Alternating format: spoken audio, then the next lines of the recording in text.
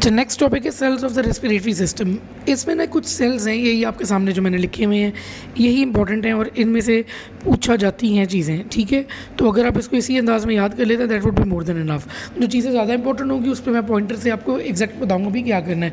हमें पता है गॉबलेट सेल्स म्यूकस प्रोड्यूस करते हैं, बाकी क्लारा सेल्स हमें पता है कि ये क्लब सिक्रीटरी प्रोटीन और सरफेक्टेंट कॉम्पोनेंट्स प्रोड्यूस करते हैं। अब अगले जो 4 सेल्स हैं ना ये ज़्यादा इंपॉर्टेंट है।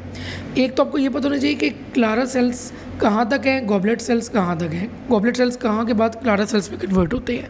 ये बात आपको रटी होनी चाहिए, बहुत इंपॉर्टेंट है।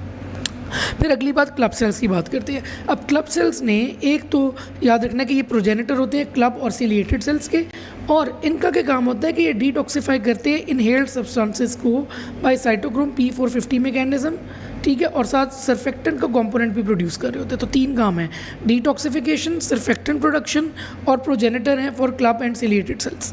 एक चीज़ यहाँ पे याद रखनी है, ठीक है, बल्कि आगे बताता हूँ आपको। उसके बाद आते हैं टाइप 1 और टाइप 2 न्यूमोसाइट्स।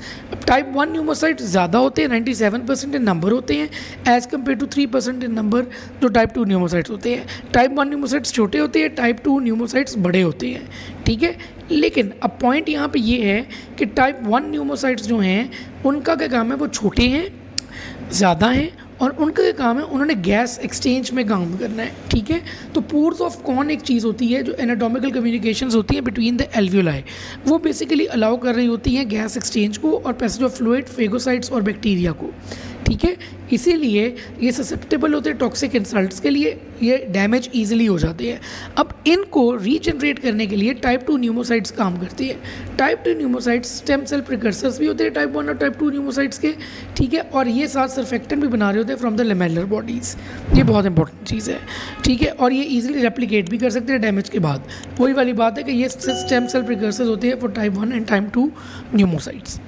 आखिरी चीज़ आपके पास आ जाती है एल्वियोलर मैक्रोफेजेस। एल्वियोलर मैक्रोफेजेस ने फेगोसाइटोज करना होता है फॉरेन मटेरियल को, और साथ ही साथ साइटोकाइंस और एल्वियोलर प्रोटीएजेस रिलीज़ करने होते हैं, ठीक है। तो यही चीज़ें थी जो आपको याद होनी चाहिए और इसी अंदाज में याद होनी चाहिए जिस अंदाज में मैंने आपको पढ़ाई हैं।